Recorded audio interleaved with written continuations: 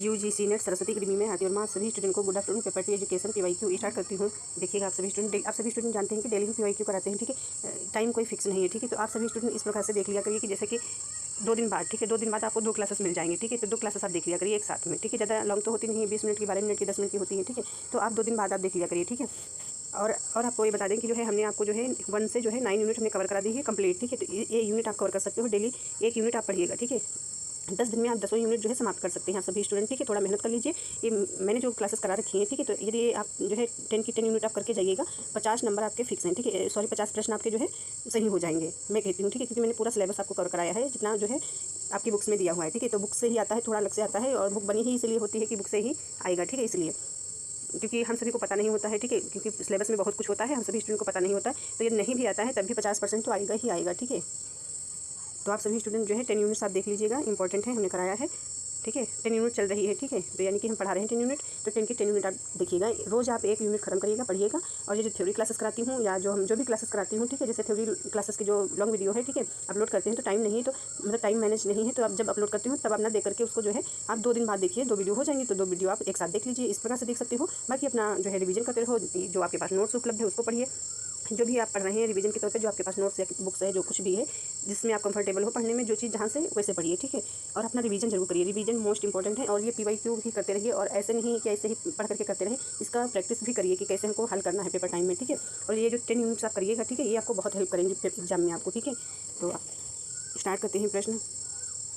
यहाँ पे देखिएगा रॉबर्ट एम लिखा हुआ है, ठीक है। रॉबर्ट यहाँ पे गए देखिएगा, ठीक है। रॉबर्ट गैने के अनुसार, ठीक है, देखिए कौन सा अधिगम प्रकार संप्रत्यय संकल्पना अधिगम से पहले आता है। तो गैने के अनुसार हमने जो है हायरार्की आपको बता रखी है, ठीक है, पढ़ाया था हमने। तो यहाँ से आप देख लीजिए, ये दी गई है, ठीक है। ये हायरार्की हो जाएगी आपकी, ठीक है। तो यहाँ पे देखिएगा ये अधिगम की प्रकृति को समझने के लिए, ठीक है। यहाँ से देखिए अधिगम की प्रकृति को समझने के लिए, ठीक है, यानी सीखने की प्रकृति को, अधिगम मतलब होता है सीखना। सभी स्टूडेंट जानते हैं, हमने आपको सिखाया, सॉरी पढ़ाया है, ठीक है। तो यहाँ पे गैने ने अधिगम सोपानी की यानी कि हायरार्की ऑफ लर्निंग, ठीक है, ये जो अधिगम दिया गया है, अधिगम मतलब सीखना होता है, लर्निंग कह सकते हो या अधिगम कह सकते हो, नामक सिद्धांत का प्रतिपादन किया है। इस सोपानी में कुल 8 सोपान है, जो इस प्रकार से हैं, ठीक है। 8 सोपान है यहाँ पे देखिएगा। तो आप यहाँ पे देखिए, पढ़िए कौन कौन से हैं। तो एक संकेत अधिगम है, हमने आपको पढ़ाया है, याद भी करवाया है, अच्छे से क्लास करवा रखी है, ठीक है। और उद्दीपक अनुक्रिया अधिगम हो जाएगा, श्रृंखला अधिगम हो जाएगा, शाब्दिक सहचर अधिगम हो जाएगा, विभेदन हो जाएगा अधिगम, और संप्रत्यय अधिगम। संप्रत्यय को आप अवधारणा भी कह सकते हो, ठीक है, कॉन्सेप्ट, या आप कह सकते हो संकल्पना, ठीक है, अदर नाम है। इस प्रकार से संप्रत्यय आप कहिएगा, या फिर आप इसको कहिएगा संकलनात्मक, ठीक है, संकल्पना, ठीक है, संकल्पना कहिएगा, या फिर आप इसको जो है या अवधारणा आप कहिएगा। और ये जो सिद्धांत अधिगम दिया गया है, इसको आप नियम अधिगम भी कह सकते हो, ठीक है, नियम सिद्धांत, ठीक है। ये सिद्धांत अधिगम है, ये समस्या सबसे उच्च स्तर है, ठीक है, ये सबसे निम्न स्तर हो जाएगा आपका। तो इसी प्रकार से आपको पढ़ना है, याद करना है, ये प्रश्न आपका हो जाएगा। और यहाँ ये और इसको आपको पढ़ना है, ठीक है। तो यहाँ पे पूछा क्या गया है, संप्रत्यय संकल्पना, ठीक है, संप्रत्यय भी कहते हैं। तो ये संप्रत्यय शब्द यहाँ पे लिखा हुआ है, देख लीजिए, ठीक है। और इसको अवधारणा हमने बताया, कॉन्सेप्ट बताया, यानी कि ठीक है, या कह सकते हो जो क्या बताया, संकल्पना, ये सारे। तो अब इसमें पूछा गया अधिगम से पहले आते हैं, ठीक है। ये जो अधिगम है आपका संप्रत्यय अधिगम, ये संप्रत्यय अधिगम हो गया। तो इससे जो पहले आते हैं, ये तो संप्रत्यय अधिगम के ये ऊपर आते हैं, बाद में आते हैं, ठीक है। ये जो है पहले आते हैं, यहाँ से देखिएगा, ये पहले आते हैं। अब आपको इसमें ढूंढना है, खोजना है कौन से आते हैं पहले। तो यहाँ पे आपने देखा ये नियम, ठीक है। तो ये जो सिद्धांत को हमने बताया नियम भी बोलते हैं, तो ये नियम तो होगा नहीं आपका, ठीक है, संकेत हो जाएगा। तो यहाँ पे आपने देखा संकेत हो गया, ठीक है। तो बी आपका संकेत अधिगम हो गया। तो यहाँ पे आप इसको कट कर दीजिएगा, इसको कट कर दीजिए, बी आपका सही हो गया। इसके बाद आपको देखना है डी एंड सी, ठीक है। तो डी आपने, ये डी हो गया, ये सी हो गया, ये डी हो गया। अब आपको इसमें देखना होता है कि कौन सा आपका जो है सही है, ठीक है। तो यहाँ पे आप देखिएगा समस्या समाधान अधिगम, समस्या समाधान अधिगम तो उच्च है, ये आप यहाँ पे देख लीजिए, ये जो दिया गया है, ठीक है। तो ये आपका बाद में आता है, पहले इसमें पूछा गया है, अधिगम से पहले आता है संप्रत्यय से। तो ये आपका हो जाएगा शाब्दिक, ठीक है। तो यहाँ पे आप देखिएगा, तो इसमें आपका कौन सा सही हो जाएगा, डी, ठीक है, ये डी। तो आपका आंसर हो गया, ठीक है। ये थर्ड विकल्प आपका सही हो जा रहा है। तो यहाँ पे आपने देखा, इसमें जो है एक आपका कौन सा संकेत हो गया, यहाँ से देखा आंसर में संकेत हो गया, और आपका शाब्दिक हो गया, और कौन सा था, ये उद्दीपक हो गया। तीनों आपके मतलब बाद में आते हैं, संप्रत्यय अधिगम किससे बाद में। आई होप आप सभी स्टूडेंट को समझ में आया होगा, ठीक है। ये संप्रत्यय अधिगम से जो है बाद में पहले आए हैं, ठीक है, यानी कि ये संकेत और कौन सा था, शाब्दिक और उद्दीपक, ठीक है। और ये जो है ऊपर हैं, बाद के हैं, ठीक है। तो इस प्रकार से आपको आंसर करने होते हैं, इसी प्रकार से, क्योंकि आपके ये इस प्रकार के प्रश्न ना गलत हो, और जो मिलान करने का सम्मिलित करने का हमने बता रखा है, उस प्रकार के प्रश्न आपको बिल्कुल भी गलत नहीं करने हैं, किसी भी तरीके से आपके गलत नहीं होने चाहिए। प्रैक्टिस अच्छे से कर लीजिए, जिस प्रकार से हमने आपको बताया है, ठीक है, यहाँ पे। और ये जो है हायरार्की आपको याद कर लेनी है, ठीक है, अच्छे से कवर कर लेना है। किस प्रकार से याद करना हमने कई बार आपको बताया है, ठीक है। यहाँ पे 4 भागों में डिवाइड करके याद करना, 4 मतलब 4 करके 2 भागों में डिवाइड करना है। तो यहाँ पे आप देख लीजिएगा, ये एक भाग आपका हो गया, एक हो गया। तो इस प्रकार से याद कर लेना, संकेत, उद्दीपक, अनुक्रिया, अधिगम, श्रृंखला, शाब्दिक, ठीक है। फिर विभेदन हो गया, विभेदात्मक कह सकते हो, ये संप्रत्यय, अवधारणा, सिद्धांत, नियम, नेम चेंज है, ठीक है, हमने बता रखा, क्योंकि नाम जो है इसका अलग दूसरा पूछा जाएगा तो कन्फ्यूज ना हो, ठीक है। जैसे यहाँ पे नियम दिया गया है तो यहाँ पे सिद्धांत लिखा हुआ इस प्रकार से। इसके बाद आपको देखना है यहाँ पे अगला प्रश्न आपका आता है, यहाँ पे अच्छे से आपको कवर करने हैं सारे प्रश्न। अगला प्रश्न है, बुद्ध द्वारा बताए गए आर्य अष्टांगिक मार्गों में से निम्नलिखित कौन सा मार्ग सम्यक ज्ञान प्रज्ञा का आधार है। सम्यक ज्ञान मतलब ये बुद्धि जो है, ठीक है, प्रज्ञा में बुद्धि होता है तो इसका आधार है। तो यहाँ पे आपको इसी प्रकार से समझना है, ठीक है। तो आधार है तो इसमें आपका 4 विकल्प सही हो जाएगा, दृष्टि एंड समयक संकल्प। और ये जो समयक शब्द दिया गया है ये समयक, ठीक है, इसका मतलब होता है सही, इसको सही भी कह सकते हो, ठीक है। कहीं पर लिखा होगा सही दृष्टि, सही स्मृति, ठीक है, इस प्रकार से। यहाँ पे देखिए सबसे पहले प्रश्न आपका ये है, ठीक है, यानी कि आधार मतलब पूछा गया है बुद्धि का। तो ये सारी बुद्धि बुद्ध जी ने जीवन के मोह और महत्वाकांक्षी तृष्णा से मुक्त होने के लिए आर्य अष्टांगिक मार्ग है, अष्टांग मार्ग की खोज की, जिसे बुद्ध के अष्टांगिक मार्ग के नाम से जाना जाता है। ये प्रमुख मार्ग हैं, 8 प्रकार के हैं। ये भी आपको किस प्रकार से याद करना है, ये भी आपको 2 भागों में डिवाइड करना, 4 आपको इस प्रकार से, 4 इस प्रकार से याद करना है, ठीक है। तो आपको याद करना है सम्यक दृष्टि, सम्यक संकल्प, सम्यक वचन, ठीक है, या वाणी कह सकते हो, सम्यक वाणी या वचन, ठीक है, और सम्यक कर्म, सम्यक जीव, सम्यक व्यायाम, सम्यक स्मृति, सम्यक समाधि, या इस प्रकार से कह सकते हो सही दृष्टि, सही संकल्प, सही वचन। और सबसे पहली बात तो आपको इस प्रकार याद करना है, दृष्टि संकल्प वचन कर्म, ठीक है, इसको रट लेना है, दृष्टि संकल्प वचन कर्म, और इसको रट लेना है जीव व्यायाम स्मृति समाधि। याद करने के तरीके हम बता रहे हैं, इसी प्रकार से याद होगा, जल्दी याद होगा, भूलेंगे नहीं, कभी रिवाइज करते रहना है पर, ठीक है। अब इसमें पूछा गया है आधार, पूछा गया है ये सम्यक ज्ञान यानी बुद्धि का आधार, तो ये आपका हो जाएगा यहाँ पे, ठीक है। तो ये 4 विकल्प सही है, तो सम्यक दृष्टि एंड सम्यक जो है संकल्प, ये तो ये आपके दोनों हो जाएंगे, ठीक है। इस प्रकार से आपको याद रखना है।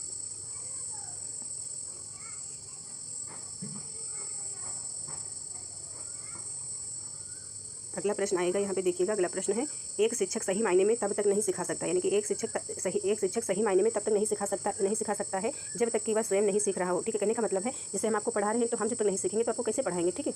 यह विचार व्यक्त किया गया है किसके द्वारा, तो ये टैगोर जी के द्वारा दिया गया है, ठीक है, द्वारा है। तो आई होप ये भी आप सभी को समझ में। और यहाँ पे देख लीजिएगा, इसको पढ़ करके बता दें व्याख्या के तौर पे, ठीक है। ये व्याख्या है टैगोर जी के बारे में जो आंसर दिया गया है, ठीक है। टैगोर के अनुसार सही अर्थ में शिक्षा वह है जो बालक के समस्त क्षमताओं का विकास करें, यानी समस्त क्षमताएं का विकास करें। टैगोर के अनुसार टैगोर ने शिक्षक को महत्वपूर्ण स्थान दिया है, टीचर को, ठीक है। उनके अनुसार वास्तविक शिक्षक वही है जो बालकों को शिक्षा प्रदान करने के साथ साथ स्वयं भी निरंतर ज्ञान की खोज में लगा रहे, लेकिन स्वयं भी शिक्षा प्राप्त करता रहे, नया नया ज्ञान खोजता रहे, मतलब सीखता रहे नया ज्ञान, वही शिक्षक ज्ञान दे सकता है, ठीक है। जो स्वयं ज्ञान प्राप्त करने में लगा हो, ठीक है। टैगोर ने 1901 में बोलपुर नामक स्थान पर शांति निकेतन की स्थापना की, ठीक है। ये बोलपुर नामक स्थान पर स्थापना करी, ठीक है, जो आज विश्व भारती के नाम से विख्यात है। ये जो विश्व भारती का पुराना नाम यदि पूछा जाए तो बोलपुर नामक स्थान पर शांति निकेतन की स्थापना करी थी, जो आज विश्व भारती के नाम से विख्यात है। 1931 में गीतांजलि रचना, ये आपको याद रखना है। टैगोर के अनुसार जो रचना होती है तो गीतांजलि एक है जिसको नोबेल रचना के लिए जो है नोबेल पुरस्कार मिला था। यदि टैगोर की रचना पूछी जाए पुरस्कार मिला तो इनके गीतांजलि जो है जो रचना थी उस पर पुरस्कार मिला था, नोबेल पुरस्कार। इन्होंने भ्रमण द्वारा सीखना, वाद विवाद, प्रश्नोत्तरी विधि तथा क्रियाविधि द्वारा सीखने पर जोर दिया। टैगोर जी ने जो है सीखने पे जो है जोर दिया है, ठीक है। तो ये भ्रमण द्वारा, यानी कि भ्रमण द्वारा सीखने पर दिया, वाद विवाद द्वारा, ठीक है, प्रश्नोत्तरी विधि द्वारा, क्रिया द्वारा सीखने पर जोर दिया है, याद रखिएगा। और यहाँ पे आपको देखना है, ये व्याख्या के तौर पे है, प्रश्न इसका नहीं है, ठीक है। तो यहाँ पे देखिएगा गांधी जी के द्वारा माई एक्सपेरिमेंट विथ ट्रुथ, ठीक है, ये आपका जो है मिलान करने में आता है प्रश्न, तो आपको मिलान करना होगा। यदि ये कहीं पे रचना या ये दिया गया हो तो आपको पता होना चाहिए कि गांधी जी द्वारा है, ठीक है, संबंधित है। और टैगोर यूनिवर्सल मैन हो जाएगा, ठीक है। और श्री अरबिंदो सावित्री हो जाएगा, विवेकानंद प्रैक्टिकल वेदांत हो जाएगा, बाल गंगाधर तिलक गीता रहस्य हो जाएगा, बादरायण ब्रह्मसूत्र। तो सबसे पहली बात तो आपको ये गांधी जी को रट लेना है और टैगोर जी को, और ये जो ये तीनों आपको याद कर लेने हैं सबसे पहली बात, ठीक है। ये इंपॉर्टेंट है, ये इंपॉर्टेंट आपके सारे हैं, पर आपको विकल्प में यदि एक आता है, 2 प्रश्न आते हैं मतलब संबंधित, तो आप हल कर पाएंगे। ये गांधी जी का सत्य का प्रयोग, सत्य के साथ प्रयोग हो जाएगा, इसको हिंदी में बोला जाता है, ठीक है। और अगला प्रश्न आप देखेंगे यहाँ पे, अगला प्रश्न है भारतीय संविधान में स्वतंत्रता के महत्व का आशय है। इसमें बोला गया है भारतीय संविधान में, जो भारतीय संविधान आपका है, ठीक है, इसमें जो है स्वतंत्रता के महत्व का आशय है, तो इसमें कौन सा सही हो जाएगा। विकल्प 1, शिक्षक पूर्ण स्वतंत्रता स्वाधीनता की हिमायत करेगा कि नहीं, ठीक है। इसमें आपका जो है विकल्प आपका सेकंड सही हो जाएगा। एक शिक्षक को विद्यार्थियों को जीवन में क्या कहते हैं, जीवन में धर्म सिद्धांत के प्रभाव या भय से मुक्त होने में सहायता करनी चाहिए। अगला प्रश्न आपका आएगा अध्यापक शिक्षा, ये अध्यापक शिक्षा लिखा हुआ है, थोड़ा जूम कर देते हैं, समझ में आ जाए, देखिए यहाँ पे देखिएगा, ये प्रश्न आपका हो जाएगा, ठीक है। अध्यापक शिक्षा में संकाय सुधार कार्यक्रमों के लिए निम्नलिखित में से किन हस्तक्षेपों को लागू किया गया है, ठीक है। यानी अध्यापक शिक्षा बोला गया है, अध्यापक शिक्षा में संकाय सुधार कार्यक्रमों के लिए निम्नलिखित में से किन हस्तक्षेपों को लागू किया गया है, तो इसमें हो जाएगा पुनश्चर्या पाठ्यक्रम, ठीक है, यानी कि रिफ्रेश जो है पाठ्यक्रम जो होता है, करिकुलम, ठीक है। तो यहाँ पे देखिएगा ये दिया गया है आपका रिफ्रेश जो आपका कोर्स होता है पाठ्यक्रम, इसको मतलब होता है दोहराना, अच्छे से उसको दोबारा से रिवाइज करना, पढ़ना, ताकि अच्छे से बच्चों को समझाया जा सके, ठीक है। और ये अध्यापक शिक्षा, यहाँ पे देखिएगा अध्यापक शिक्षा में संकाय सुधार कार्यक्रमों के लिए पुनश्चर्या पाठ्यक्रम रिफ्रेश, ठीक है, रिफ्रेशर, ठीक ठीक है, इसको पढ़ लीजिएगा। रिफ्रेशर, ठीक है, कोर्स को लागू किया जाना चाहिए। इसके द्वारा जो है अध्यापकों के शिक्षण कौशलों में वृद्धि होती है। ये पॉइंट देखिएगा, कौशल में वृद्धि होती है। वास्तव में पुनश्चर्या पाठ्यक्रम का संबंध सेवाकालीन अध्यापक शिक्षा से है। तो ये जो होता है पाठ्यक्रम, ठीक है, सेवाकालीन शिक्षा से होता है। सेवाकालीन शिक्षा जो है टीचरों के लिए होती है, आप जानते हैं, ठीक है। उनकी टीचर बनने के बाद जो शिक्षा दी जाती है अध्यापक को, वो सेवाकालीन शिक्षा होती है, ठीक है। जैसे कि हमने पढ़ाया था, सेवाकालीन शिक्षा जो होती है ये टीचर बनने के बाद शिक्षा जो दी जाती है, ठीक है, यानी कि जब आप टीचर बन जाते हैं, ठीक है, उसके बाद जो शिक्षा आपको दी जाती है वो सेवाकालीन शिक्षा होती है। उसी के अंतर्गत ये आपकी शिक्षाएं बताया गया है। पुनश्चर्या पाठ्यक्रम को संबंध सेवाकालीन अध्यापक शिक्षा से। और पूर्व शिक्षा होती है तो टीचर बनने से जो पहले शिक्षा होती है, ठीक है, पूर्व सेवा। तो ये जो है टीचर बनने से पहले जैसे बीएड वगैरह करा जाता है, ठीक है, बीएड वगैरह करते हैं। और सेवाकालीन इसमें जो आता है आपका, इसमें इसका जो है उदाहरण भूल गए, नहीं याद है ठीक से, इसी को इसमें बीएड डिलीट हो जाएगा आपका, ठीक है, बीएड वगैरह। और यहाँ पे देखिएगा इसके बाद क्या देता, समय समय पर जो है विभिन्न विश्वविद्यालय अथवा शिक्षा संस्थानों में पुनश्चर्या पाठ्यक्रम का आयोजन 1 सप्ताह 15 दिन या 30 दिन के लिए किया जाता है। ये ऐसे पढ़ लीजिएगा, ठीक है। इस कार्यक्रम द्वारा सेवाकालीन शिक्षकों को शिक्षा में अनुसंधान के फलस्वरूप प्राप्त नई विधियों, प्रविधियों एवं कौशलों का प्रशिक्षण दिया जाता है, जिससे शिक्षक को समय के अनुकूल स्वयं को ढालने तथा अपने शिक्षण की गुणवत्ता में सुधार में आवश्यकता मिलती है। जो भी हमने बताया वही चीज़ें हैं, उनके शिक्षण प्रक्रिया को सुधारा जा सकता है, ठीक है, गुणवत्ता मतलब बढ़ोतरी की जाए, ठीक है, यानी कि गुणवत्ता में विकास हो। अगला प्रश्न है, अध्यापक शिक्षण कार्यक्रमों के लिए निम्नलिखित में से किसे एक प्रशिक्षण रणनीति माना जाता है? तो हो जाएगा सूक्ष्म शिक्षण, ठीक है। सूक्ष्म शिक्षण के बारे में हम पढ़ा देंगे, ठीक है, इसको हमने नहीं पढ़ाया है, पूछा जाता है प्रश्न, ठीक है। अध्यापक शिक्षण कार्यक्रमों के लिए निम्नलिखित में से किसे एक प्रशिक्षण रणनीति माना जाता है? तो सूक्ष्म शिक्षण हो जाएगा। रणनीति पूछा गया, याद रखिएगा। सूक्ष्म शिक्षण होता है जैसे टीचर होता है, पढ़ाने से पहले जो अपना क्या कहते हैं, डेमो क्लास जिसे बोलते हैं, तो अपना जो प्रदर्शन करता है, ठीक है, छोटी सी एक सब्जेक्ट पे, एक टॉपिक पे होता है, पढ़ाया जाता है, 36 मिनट की क्लास होती है, ठीक है। और यहाँ पे देखिएगा, ये दिख नहीं रहा है प्रश्न, ठीक है। नैक, ये प्रश्न आपका है अगला, नैक NAAC लिखा हुआ है, ठीक है, नैक से A+ लिखा हुआ है, ग्रेड, ठीक है, प्राप्त करने के लिए उच्च शिक्षा संस्था द्वारा आवश्यक स्कोर क्या है? तो यानी कि ये बोला गया उच्च शिक्षा संस्था द्वारा आवश्यक स्कोर क्या है?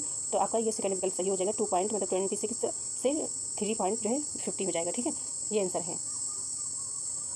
और यहाँ पे पढ़ करके बता देते हैं, नैक से A+ ग्रेड प्राप्त करने के लिए किसी उच्च शिक्षा संस्था को, ये लिखा हुआ है, ठीक है, मतलब A+ आप ग्रेड चाहिए होगा आपको, तो आपको जो है उच्च शिक्षा संस्था से जो है स्कोर आवश्यकता होती है। तो 3.26 में से जो है 3 कैसे बता दें आपको, जैसे 3.26 से 3.50 तक के स्कोर की आवश्यकता होती है। जैसे कि यहाँ पे भी बताते हैं, यहाँ पे देखिए, सॉरी, यहाँ पे देखिए, ये जो ग्रेड हो गया, ठीक लिखा हुआ है, तो जैसे आपको A++ लाना है, ठीक है, तो आपको A++ लाना है तो इतना आपको स्कोर करना होगा, ठीक है। यदि A+ लाना है तो इतना स्कोर करना होगा, ठीक है, A लाना है तो इतना स्कोर करना होगा, ठीक है। इसी और B स्कोर करना, B++ स्कोर लाना है, मतलब ग्रेड है, ठीक है, यानी कि आपको ग्रेड B++ लाना है तो आपको स्कोर इतना होना चाहिए, ठीक है, या फिर कह सकते हैं इतना स्कोर है तो आपका ये ++ हो जाएगा, ठीक है, ग्रेड आपको मिलेगा। अभी समझाएंगे इसको। और यहाँ पे देखिएगा, नैक नेशनल असेसमेंट एंड एग्रीटेशन क्या लिखा हुआ है, काउंसलिंग का संक्षिप्त रूप है, इसका फुल फॉर्म भी पूछा जाता है, तो याद रखिएगा, नेशनल असेसमेंट एंड एग्रीटेशन, ठीक है, का संक्षिप्त रूप है। इसकी स्थापना जो है राष्ट्रीय शिक्षा नीति 1986 के विशेष सुझाव पर भारत सरकार द्वारा निर्देशित विश्वविद्यालय अनुदान आयोग द्वारा वर्ष 1994 ईस्वी को एक स्वायत्तशासी संस्था, ठीक है, के रूप में किया गया था। नैक उच्च शिक्षा संस्थानों, विश्वविद्यालय, महाविद्यालय, विभागों एवं उनके कार्यक्रम का मूल्यांकन करती है। नैक सदस्यों द्वारा संबंधित संस्थान सर्वेक्षण किया जाता है। सर्वेक्षण के उपरांत नैक टीम संस्था को विशेष अंक देती है, ठीक है। उसके बाद नैक की प्रशासकीय समिति इन अंकों का विश्लेषण करके उन्हें ग्रेडिंग प्रदान करती है। तो ये सब हो जाएगा। और यहाँ पे इसको समझाने के लिए आपको ग्रेड, जैसे कि यहाँ पे ये आपका ग्रेड हो जाएगा और ये आपका जो है स्कोर यहाँ पे दिया गया है। तो जैसे कि आपको जो है यहाँ से देखिएगा,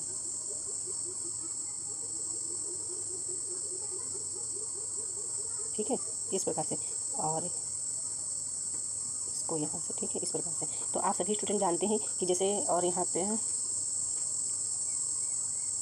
याद करने के तरीके बता रहे हैं आपको, अच्छे से इसको याद करिएगा इसी प्रकार से, ठीक है।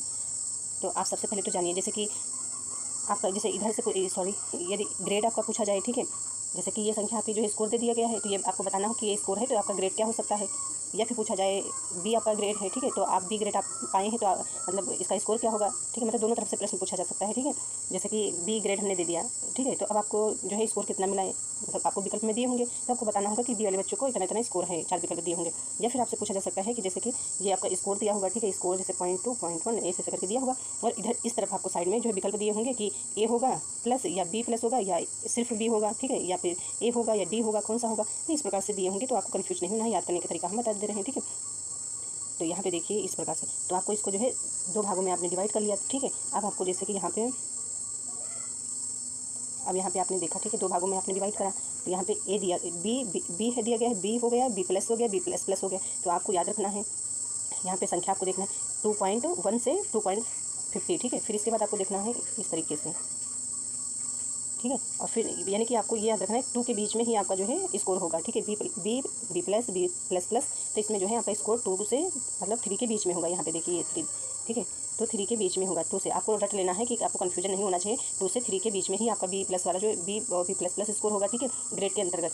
मतलब बी ही होगा, तो 2.1 और जो है 1 से जो है 2.50, 50, फिर 2 पॉइंट जो है 51 और फिर 51 से जो है 75 हो जाएगा, ठीक है। आपको इसी प्रकार से आते हैं ना, आप पढ़िएगा, बार बार समझ में आ जाएगा, ठीक है। और यहाँ पे 3 से आपका 40 हो जाएगा, यानी जब ए ग्रेड आपका होगा किसी स्टूडेंट का, ए हो या ए प्लस हो या ए प्लस प्लस हो, तो आप जानिएगा कि जो है 3 से आपका 4 के बीच में आएगा स्कोर, ठीक है। ये जो दिया गया है इस प्रकार से, इसको समझने की कोशिश करिएगा, प्रयास करिएगा, समझ में आ जाएगा सभी स्टूडेंट को, ठीक है, इस प्रकार से, ठीक। इस प्रकार से ये संख्या देखना है, यहाँ पे 2 से 3 के बीच आएगा आपका बी ग्रेड, ठीक है। और यहाँ पे 3 से 4 के बीच, ठीक है, 3 से 4 के बीच जो है आपका ए ग्रेड होगा। ए हो सकता है, ए प्लस हो सकता है, या ए प्लस प्लस हो सकता है, और ये आप जानते हैं, ठीक है। सी और एक प्रश्न आपका ये है, यहाँ पे देखिएगा, परख को किस रूप में स्थापित करने का प्रस्ताव है, ठीक है। परख को किस रूप में स्थापित करने का प्रस्ताव है, तो जिसमें आपका डी 4 विकल्प सही हो जाएगा। 4 विकल्प राष्ट्रीय मूल्यांकन केंद्र, नेशनल असेसमेंट सेंटर, ठीक है, परख। इसके बाद आप देखिएगा, ये भी आपका इंपॉर्टेंट प्रश्न है, दिख नहीं रहा होगा समथिंग, तो यहाँ पे देख सकते हो। अगला प्रश्न है आपका, ये पूछा गया है, एक शिक्षक ने यानी कि एक शिक्षक ने अपनी कक्षा के 50 छात्रों की परीक्षा ली, यानी एक टीचर होता है, उसने अपनी कक्षा में 50 बच्चों को जो है परीक्षा ली, 50 स्टूडेंट की परीक्षा ली, और उन्हें grade A B C D और E दिया। उनको जो है grade A B C D दिया, जो कि सबसे अच्छे से कमज़ोर के क्रम में उनके प्रदर्शन के स्तर को दर्शाता है, ठीक है, यानी कि जो कि सबसे अच्छे से कमज़ोर के क्रम में उनके प्रदर्शन को दर्शाता है। तो ये हो गया, ठीक है, ये जब ए हो गया तो ये अधिक जो है ग्रेड फर्स्ट ग्रेड हो गया, ठीक है, ये सेकंड कह सकते हो, ये थर्ड, तो यानी कि कमज़ोर की तरफ दर्शा रहा है, यानी ए हो गया उच्च, ये कम उससे उच्च हो गया, ठीक है। और ये इस प्रकार से निम्नलिखित में से किस परिणाम अपनी संयोजन का प्रयोग किया है, तो इसमें आपको याद रखना है, आपका हो जाएगा आंसर थर्ड विकल्प, नामित और क्रम सूचक मापनी, ठीक है, क्रम सूचक मापनी हो जाएगा आपका। आई होप ये आपको समझ में आया हो। नहीं आया है तो यहाँ से समझ सकते हो। एक शिक्षक अपनी कक्षा के 50 विद्यार्थियों की परीक्षा ली, ठीक है, जो भी हमने बताया, उन्हें grade A B C D E दिया, ठीक है, जो कि सबसे अच्छे से कमज़ोर के क्रम में उनके प्रदर्शन को दर्शाता है, यानी सबसे अच्छा स्टूडेंट जो ग्रेड लाया, उसके बाद उससे कम अच्छा, उससे कम अच्छा, ठीक है, कमज़ोर के क्रम में जो है दर्शाया गया, जैसे A B C D। इसके लिए अध्यापक द्वारा नामित और क्रम सूचक मापनी का प्रयोग किया गया, तो इसमें नामित हो जाएगा, ठीक है, यानी एक गुणात्मक मापनी है, इसमें व्यक्तियों या वस्तुओं को उनके गुण व विशेषता के आधार पर कुछ वर्गों या समूहों में विभक्त कर दिया जाता है। इन वर्गों में किसी प्रकार का कोई क्रम नहीं रहता है, जैसे निवास स्थान के आधार पर नागरिकों को ग्रामीण शहरी भागों में बांटना, विषयों के आधार पर कला विज्ञान वाणिज्य चिकित्सा आदि वर्गों में बांटना। क्रमित मापनी क्या हो जाएगा, क्रमित मापनी जो है ये इससे तात्पर्य है ऐसी मापनी से है जिसमें गुणों की मात्रा के आधार पर क्रम निश्चित होता है, ठीक है, गुणों की मात्रा के आधार पर जो है क्रम निश्चित होता है, अर्थात इस मापनी में बाकी नहीं लिखा हूँ, ठीक है। तो इतना आई समझ में आया होगा। तो आप सभी स्टूडेंट जानते हैं कि ये जो आपका क्या कहते हैं गुणात्मक मापनी है, ठीक है, यानी कि इसको जो है मापा नहीं कर सकता है, यहाँ पे जो गुण बताया गया। तो ये नामित मापनी जो आपका होता है ये गुणात्मक होता है, ठीक है, इसको मापा नहीं जा सकता है। और आप देखिएगा अगला प्रश्न, ये 10th क्लास तो हम पढ़ा ही रहे हैं, समावेशी शिक्षा, ठीक है, इंक्लूसिव एजुकेशन। तो यहाँ पे प्रश्न देख सकते हैं, भारत के PWD अधिनियम 2016 में कितने प्रकार की विकलांगता सूची है, ठीक है, विकलांगता सूचीबद्ध है, तो 21 प्रकार के हो जाएंगे, ठीक है। तो यहाँ PWD एक्ट 1995 के स्थान पर PWD एक्ट आया, ठीक है, 16 आया, जिसमें 1995 में 7 प्रकार की जो है डिसेबिलिटी विकलांगता बताई गई, ठीक है, जिसे PWD एक्ट 16 में बढ़ा करके 21 प्रकार की कर दी गई। और साथ ही यह भी सुनिश्चित किया गया कि केंद्र सरकार के पास और भी विकलांगता ऐड करने का मतलब प्रकार जोड़ने की शक्ति है। तो ये 21 प्रकार की आपकी डिसेबिलिटीज हो जाएंगी, ठीक है, आप सभी स्टूडेंट को याद कर लेना है, तो इस प्रकार से याद कर लेना है, ठीक है, PWD, ठीक है, 1995, तो इसके अंतर्गत 7 प्रकार की विकलांगता की बात करी गई है, ठीक है। और जो RPWD है, RPWD, ठीक है, ये जो